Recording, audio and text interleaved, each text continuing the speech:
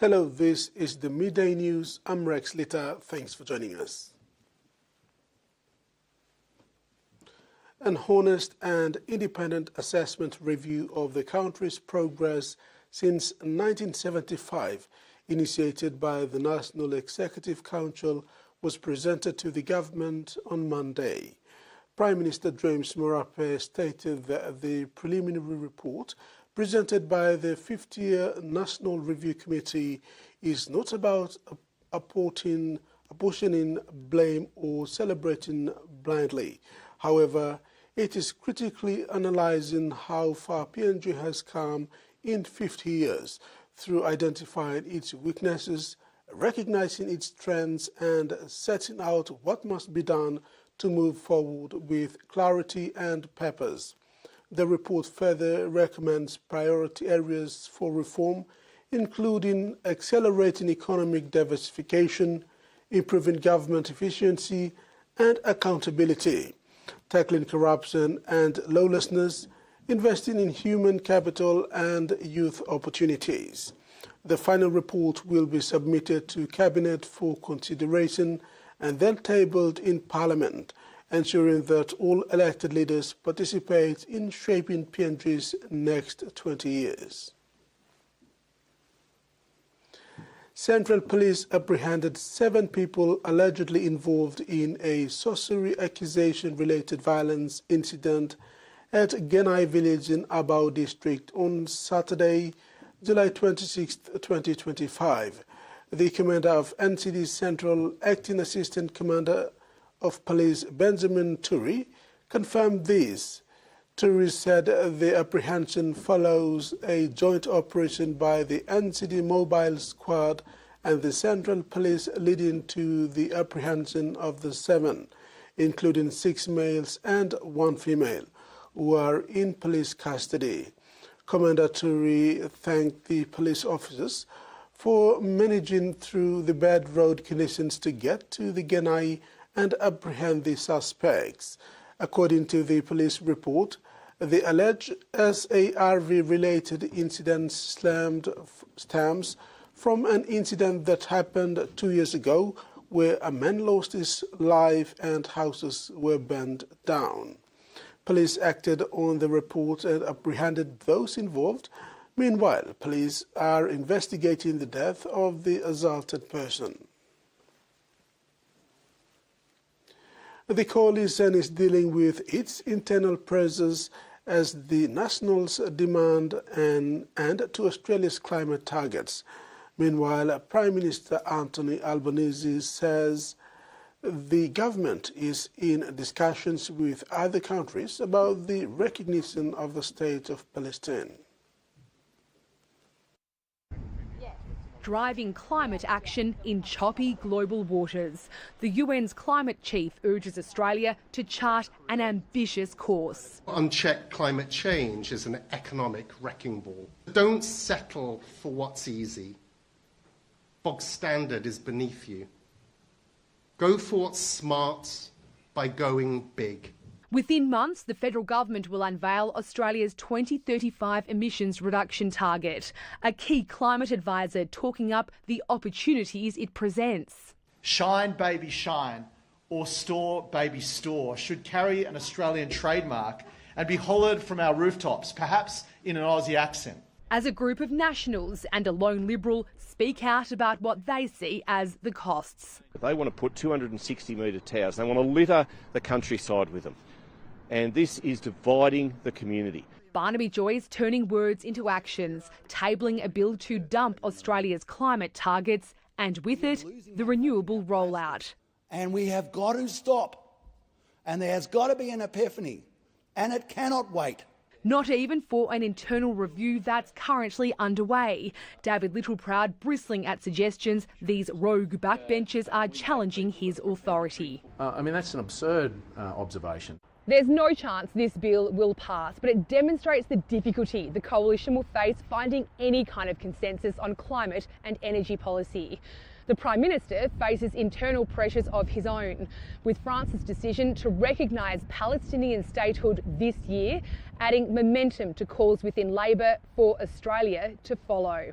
Ed Husick says the time has come for Australia to act. There is deep concern across caucus about this. The Prime Minister's well aware. And Australia will make that decision as a sovereign state. We obviously are in discussions with other countries as well going forward. He's open to shifting Australia's position, but not without key allies. Malaysian Prime Minister Anwar Ibrahim announced that leaders from Thailand and Cambodia have agreed to an immediate and unconditional ceasefire after days of border clashes. The ceasefire came into effect at midnight local time on Monday. Fighting had erupted in a disputed area on Thailand's eastern border with Cambodia, with both nations blaming the other for igniting the conflict. Mr. Anwar, who chaired the talks as head of the Asian Regional Bloc, said both sides had reached a common understanding to take steps to return to normalcy. Cambodian Prime Minister Han Manet and Thailand's acting Prime Minister Phutnam Wenthiachi hailed the outcome of the meeting and shook hands at the conclusion of the brief press conference. Through her cooking, one young regional Australian keeps her Maori traditions alive in West Australian mini town. I live in Cambodia, a small mining town in remote Western Australia. There's no food delivery apps or fancy restaurants out here. But on Sundays, Mum and I become outback delivery drivers. We portion homemade meals and drop them off to our Māori family all over town. We might be 4,000 kilometres from New Zealand, but our community here is strong. We love to share. It's a big part of our culture and it's how we stay connected. In exchange, we get fry bread, a dish all Māoris love. I also cook for myself. I used to have a hard time with my mental health, so I started to cook to get my mind off things. One day, Mum joined in. That's when I opened up about my struggles. I'm great at sharing food, but I find it hard to share my thoughts and feelings. When I'm focused on the clear instructions of a recipe, I feel calm, and I can have vulnerable conversations. It's good to get things out. Even though I've never been to Aotearoa, I love cooking Māori food the best. Kiwis have been coming to the goldfields to mine for over a century. When I cook with Mum, I feel a connection with my culture. She tells me stories of our land where we cook our version of a hangi. We put a drum on top of a flame, wrap the meat and veggies in a mesh cloth, and the food becomes hard but soft, the perfect consistency. Mum tells me about the Middays, a place of refuge where everyone congregates and eats on a sacred site.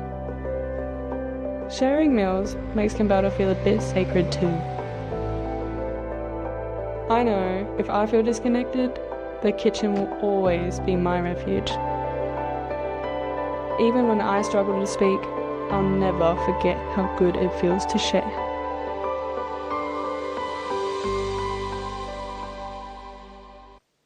New Zealand Prime Minister Christopher Luxon will touch down in Papua New Guinea next week to personally convey his apologies for his absence during the country's 50th independence anniversary celebrations in September. Prime Minister James Marape announced this high-level bilateral visit from Monday, 4th Wednesday to Wednesday, 6th of August. Mr. Luxon said he will not be able to come to Papua New Guinea this September due to parliamentary commitments. Hence, his early visit highlights the value and he places on the two countries' bilateral relationship. The visit builds on the outcomes of Marape's state visit to New Zealand in March 2025 and is part of the implementation of the Papua New Guinea New Zealand Statement of Partnership 2025 to 2029, which was signed earlier this year. Officials from both countries are now finalizing a joint economic cooperation plan to complement the partnership and align with PNG's Vision 2050. In sports, the 2025 edition of the National Women's Rugby League competition, the Santos Cup, will officially launch tonight at the Santos National Football Stadium in Port Moresby. Building on the success of last year's inaugural season, the tournament will feature the Port Moresby Vipers, Central Dabaris, Ley Tigers, Rabaul Gurias, Mount Hagen Eagles, and defending cup champions Goroka Lahanis. Notable guests at the launch event would include the Australian High Commissioner, His Excellency Evan McDonnell, PNG RFL Board Director Lorna McPherson, and Leon Baskins, Santos Country Chair and naming rights sponsor. Following tonight's launch, women's competition is set to commence over the weekend of August 2 and 3, 2025. The first round of matches will see the Gurias face off with the Tigers at Queen's Park in Rabaul on Saturday, August 2. On Sunday, August 3, Vipers will take on the Eagles at the National Football Stadium in Port Moresby, while the Lahanis will host the Dabaris at NSI in Goroka. Giving a sneak preview on how the 6 women's teams are gearing up for this year's competition, PNG RFL Head of Development and Pathway, Tony Archer, said the teams have done the hard work during the pre-season and have trimmed down their squads and ready to hit the ground running. Yeah, absolutely. The Santos Cup kicks off on the 2nd of August. Those teams are all in pre-season now as we speak. They're getting ready. They're reducing their squads from 30 to 25 players. Really looking forward to that competition. It's a real positive in our game. The Santos Cup was a wonderful advertisement for our game, but most importantly, it allowed our female players to play in competition rugby league. We're looking forward to a really strong Santos Cup this year. The regular season will span 5 weekends, concluding on August 31, followed by 3 weekends of semi-finals. The grand final for the women's competition is scheduled to take place on August 14, 2025, coinciding with the Digicel Accent Mobile Cup grand final. Terry Longwood, TV1 Sports. Flame Fight Dream Promotion from Goroka, Eastern Highlands Province, were amongst few kickboxing clubs at the recent National Selection Showdown in Port Moresby, returning home with multiple medals. Senior kickboxer Hewi Turi was thankful for the opportunity to fight for a sport in the national team. Although he didn't win, he was happy for most his teammates who won and will likely be selected into the national team. The winners for its Eastern Highlands are Brandon Simbani, Arunai Stanley Hanku, FAAU, retaining champions in the 75 kg weight division Joseph Amana, and junior champion Clinton Hanku. Turi anticipates a strong comeback in their next selection tournament in September to qualify for selections. That ends our midday news. Do join us at 6 p.m. for more news and sports. Bye.